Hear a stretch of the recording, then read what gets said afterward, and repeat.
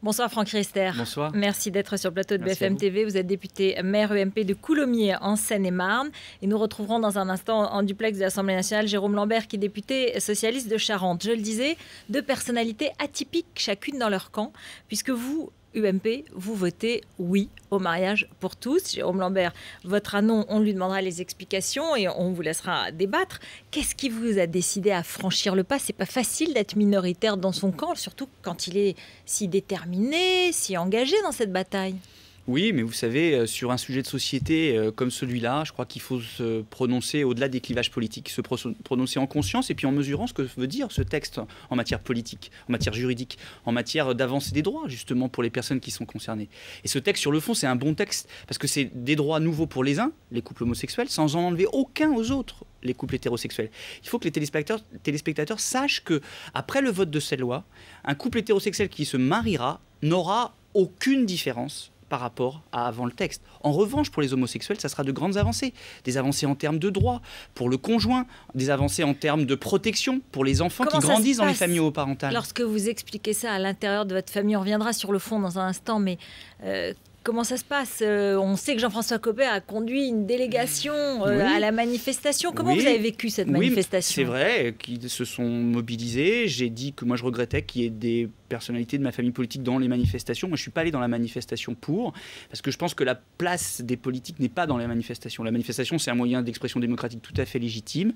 Mais dès qu'il y a des politiques, ça donne le sentiment qu'on instrumentalise d'une façon politicienne les choses. C'est ce qu'ils ont fait à l'UMP. J'ai regretté qu'ils soient présents. Et donc, je crois qu'il faut apaiser les débats. Il ne faut pas rajouter de l'huile sur le feu. Et en même temps, Jean-François Copé compte, c'est tout à fait respectable. Moi, je respecte totalement l'avis de ceux qui sont contre. Je suis aussi convaincu, comme Jean-François Copé, qu'il faut que des sensibilités vivent au sein de notre famille politique. Je veux, avec d'autres, prendre ma part au débat au sein de l'UMP.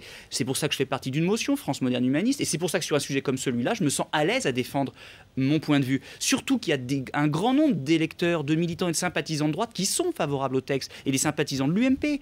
S'il y a entre 60 à 65% des gens à droite qui sont contre le texte, ça veut dire qu'il y en a 35 ou 40% qui y sont favorables. Vous ne serez pas le seul à voter ce texte? Non, il y a Benoît Apparu qui a dit qu'il allait voter le texte. Il y a un certain nombre d'autres députés qui réfléchissent. On sait que Bruno Le Maire réfléchit, on sait qu'Édouard Philippe réfléchit. Nathalie Kosciusko-Morizet. On sait que Nathalie Kosciusko-Morizet réfléchit. Et on verra ce qu'ils diront. Il faut laisser le temps au temps. Il faudra voir au moment du débat, une fois que le débat sera réalisé, quelle position ils prennent, mais on voit quand même que les lignes bougent. Quand je dis par exemple à un certain nombre de mes collègues, mais vous savez, les valeurs qui sont véhiculées par l'institution du mariage sont des valeurs typiquement familiales, auxquelles vous et moi, on est particulièrement attachés à droite. Et c'est plutôt pour nous un motif de réjouissance que de voir que davantage de personnes revendiquent l'institution du mariage. Il faut savoir qu'en Angleterre, David Cameron et la droite anglaise sont en train de voter un texte similaire, justement parce qu'ils sont ravis qu'il y ait davantage de personnes qui revendiquent ces valeurs-là. On devrait se réjouir aussi, nous, à droite, de ça. Je voudrais qu'on écoute Roselyne Bachelot. Elle était dans la manifestation des partisans dimanche dernier. Et justement, à propos de l'élection à la mairie de Paris et la candidature éventuelle de Nathalie Kosciusko-Morizet, elle a eu une petite phrase. Je voudrais qu'on l'écoute. Je ne sais pas qu'est-ce que va voter Nathalie Kosciusko-Morizet. Elle fera bien de matriculer ses abattis si elle veut être candidate. Parce que c'est ce que j'ai dit à François Fillon, être gay-friendly, c'est pas une condition nécessaire, c'est pas une condition suffisante, mais c'est une condition nécessaire. Il faut être gay-friendly et j'ai envie de dire, vous militez pour. Vous dites aujourd'hui, la droite devrait être un peu plus gay-friendly, c'est-à-dire proche d'un électorat homosexuel qui se revendique comme tel? Je crois qu'il faut que la droite soit plus à l'aise avec toutes les diversités. Il faut qu'on arrive à ensemble construire une république apaisée avec sa diversité. Et je crois que sur cette question-là, oui, il faut qu'on entende le message des homosexuels qui disent ils veulent pas qu'on monte ou qu'on leur donne la possibilité de créer des familles spécifiques ou qu'on érige leur modèle de famille, enfin leur forme de famille en modèle justement. Ils veulent simplement qu'on les reconnaisse comme des citoyens comme les autres, comme des citoyens à part entière.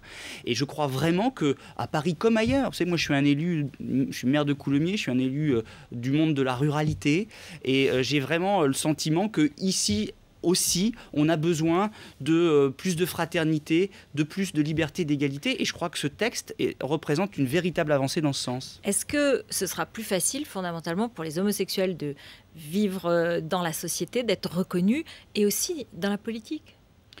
Oui, alors dans la société, oui, c'est important. Vous savez, on disait, il y a certains de mes collègues qui disent, oui, mais les enfants, c'est difficile pour eux qui grandissent dans les familles homoparentales, c'est pas évident, leurs copains se moquent d'eux, etc. Mais si la République reconnaît cette forme de famille qui existe dans des dizaines de milliers de cas, eh bien, ça sera beaucoup plus facile pour eux. Regardez ce qui se passait avec les enfants de divorcés il y a quelques années. C'était pas évident d'être un enfant d'un couple divorcé. Aujourd'hui, ça pose plus de problèmes. Ça pose peut-être des problèmes, mais plus des problèmes de stigmatisation sociale des enfants issus de couples divorcés. Eh bien, il faut que ça soit la même chose pour les enfants qui grandissent dans ces familles homoparentales. Quant à la politique, vous savez, moi, je pense que les citoyens, si on veut retisser des liens de confiance avec eux, ont envie d'hommes politiques et de femmes politiques authentiques, sincères, courageux, qui ont envie de défendre leurs convictions avec sincérité, d'expliquer pourquoi ils sont pour ou contre un projet de loi, sans passer par des circonvolutions, en respectant les avis différents, mais en étant déterminés à défendre des convictions fortes, surtout quand il s'agit d'un sujet de société qui dépasse les clivages politiques. Alors,